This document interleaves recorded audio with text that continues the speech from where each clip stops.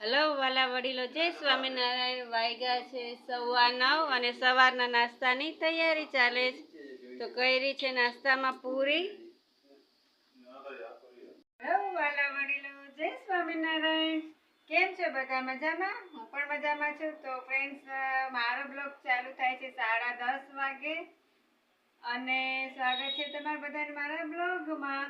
તો ફ્રેન્ડ્સ, હું જાઉં છું દવાખાને, કારણ કે ઉમેશના પપ્પાને ચક્કર આવે છે ને એમ લાગે છે કે બીપી વધઘટ થતી હોય, કારણ કે બગસરા હતા ત્યારે એની દવા ચાલુ હતી બીપીની ઘણા ટાઈમ થયા. તો કાલે ચેક કરાવ્યા તો એટલે મેડિકલમાં, પણ હવે દવાખાને જવું છે ચેક કરાવવા બીપી, એટલે એ પ્રમાણે પછી પાછી બીજી દવા બદલાતી તો બદલાવી દે.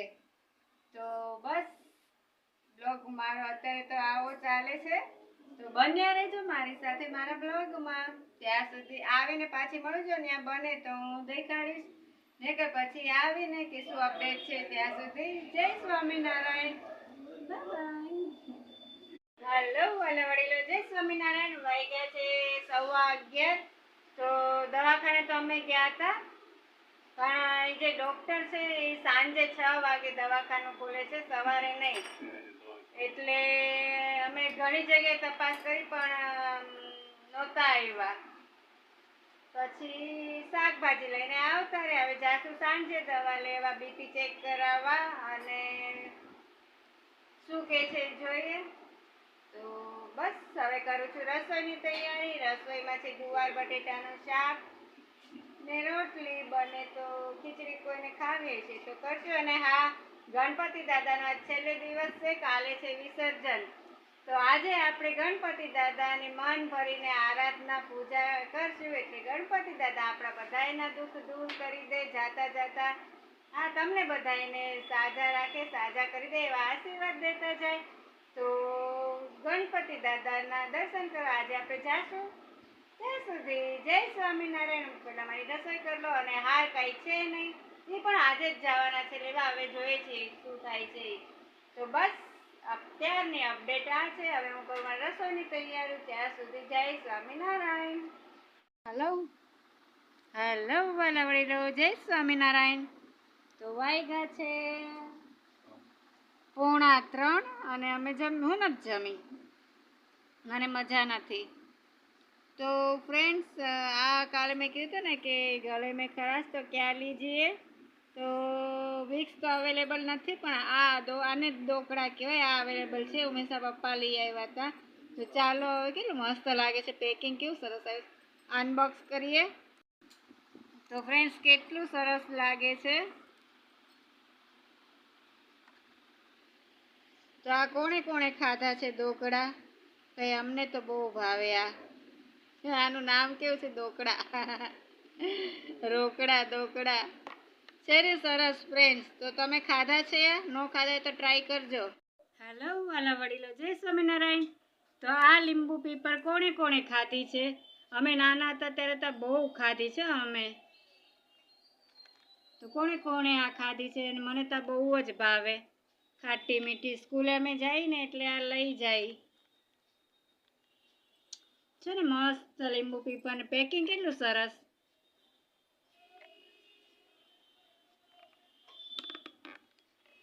તો ફ્રેન્ડ્સ, કમેન્ટમાં કહેજો કે કોને કોને આ લીંબુ પીપર ભાવે છે.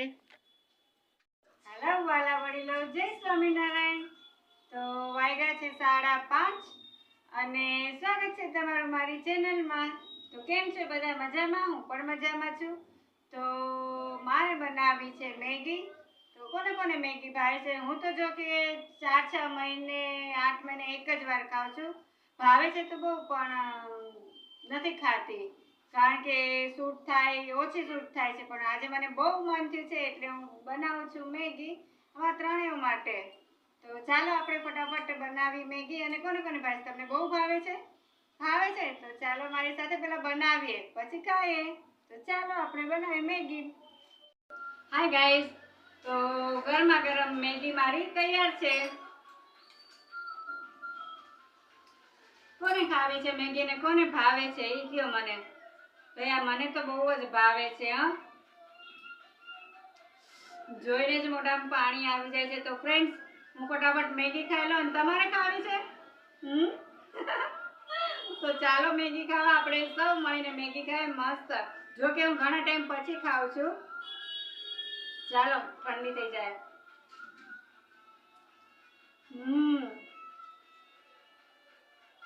વેરી ટેસ્ટી, સો યમી. તો ચાલો તમે પણ ખાઓ. તો હું ફટાફટ મેગી ખાઈ લઉં, પછી તમને મળું.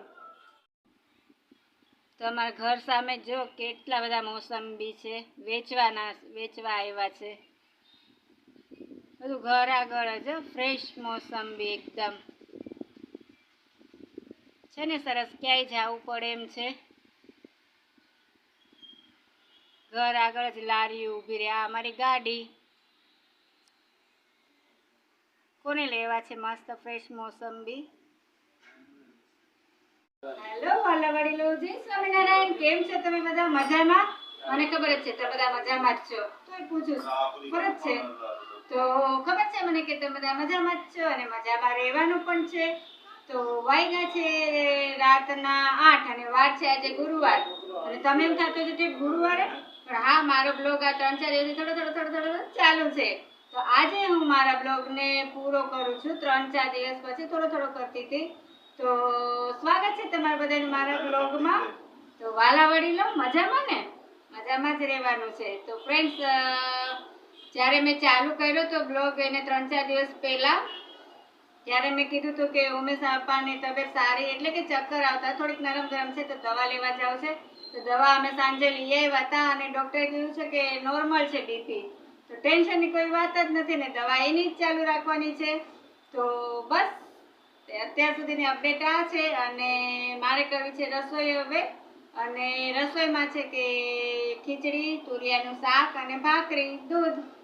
તો કોને જમવું છે? નોર્મલ સાદું જ જમવાનું છે. તો રસોઈની તૈયારી કરું છું.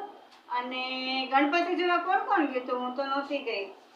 તમે બધા ગયા હશો ને? હું નહોતી ગઈ, હું ઘરે જ હતી. પણ ઘરે બેઠા મને દુઃખ થતું હતું કે ગણપતિ દાદાને ભલે અમે બેસાડ્યા નથી, પણ તોય આપણે રોજ જોવા તો જતા ને. તો ગણપતિ દાદાનું વિસર્જન કરતો મને અહીંયા બેઠા દુઃખ થતું હતું.